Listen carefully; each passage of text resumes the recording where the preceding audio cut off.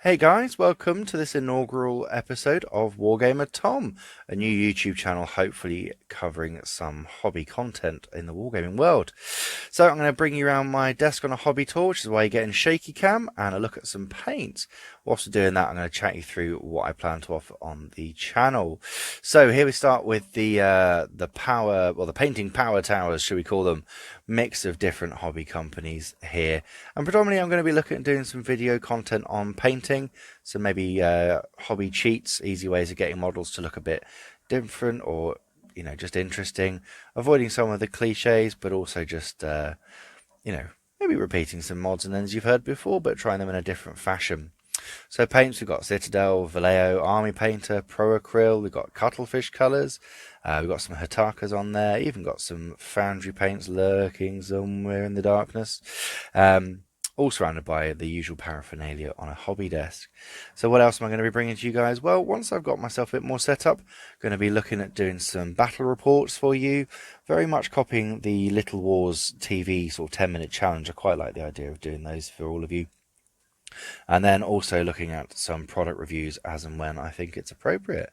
So what have I been showing you other than this very abused water pot here and water bottle that is absolutely empty in this summer heat? Well, what have we got here? So we've got some Claymore casting knights. I'm not sure if we're going to get them to focus properly, just because of the way that there's so much going on behind them. Not quite. Well, they're still work in progress, so that's all right. It can be censored for now. The Claymore casting guys, along with some of the ones over here, flanking an American Civil War cavalry officer. They're going to be for a long-term project that's being now titled the Salic Wars, which is a twist on the 100 Years' War. More of that to come. Down here we've got some of the Warlord Games epic, what was it, 13.5 or true 15mm scale American Civil War. They are again, project trying to get done for later in the year. I've got a few more of the Rebels done already. Hiding behind them, 15mm Germans for World War II. Those are old Battlefront. I believe they're even Panzerlehr, or at least some of them were.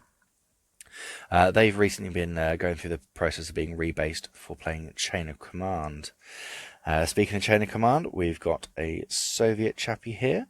He is an officer looking to lead my Soviets playing out the Chain of Command pint-sized campaign, Operation Citadel, which is all about Kursk, and there's a couple more of the squad sergeants ready for that as well.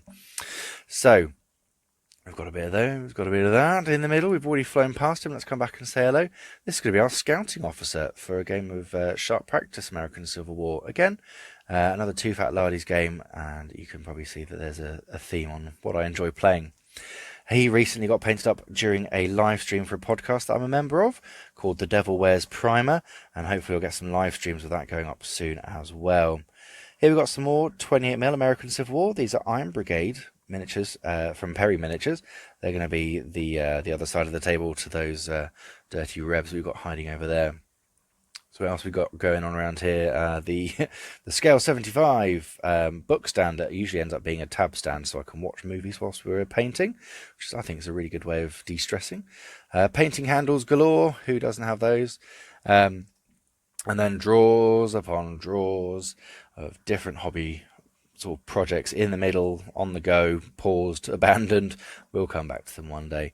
And then, yes, like everyone else in this hobby, we've got gaming cases, we've got boxes of stuff. I think there's some Adeptus Titanicus. So there's a poor little knight there. We've got some of those, oh look, there you go. There's some of those rebs hiding in the dark, ready for the American Civil War in those very useful boxes, which, believe it or not, are very useful. Who we got up here? Oh, it's an Archfiend of the Abyss. We've got some Mantic going on as well. More drawers with, what's going on here? A Gloomy Wood. More to come on that as well. And what's becoming more popular? The old wet palette with obligatory stickers and a bit of, toilet tissue to help wipe your brushes. So, yes, the little tour. Oh, and we can't forget our little Jeep here. I believe it's actually my son's, and we'll get round to painting that one day, I'm sure. Hopefully we'll do it all together. We can have my son Felix on the channel. Pot of most used brushes. Now look, we're going to have a quick slide to the right onto the bookshelf. That's not books. Well, that's books there. This is some more Foundry paints. Do love the Foundry Triads. Really easy way of getting you through some models. hobby stuff, a fake thumb from my son, and we've got some rule books, and as you saw, some magazines, a couple more models up hiding all the way at the top. But as time progresses, Sean here will be with us, going through some of my hobby with you guys. And finally, you'll get to notice this one a bit more. It's my little cheap and easy photo area. Well, thank you very much for coming along the ride with me. I really appreciate you. Oh, if I can say it, I really appreciate you coming along. And hopefully I shall see you very soon. Take care for now.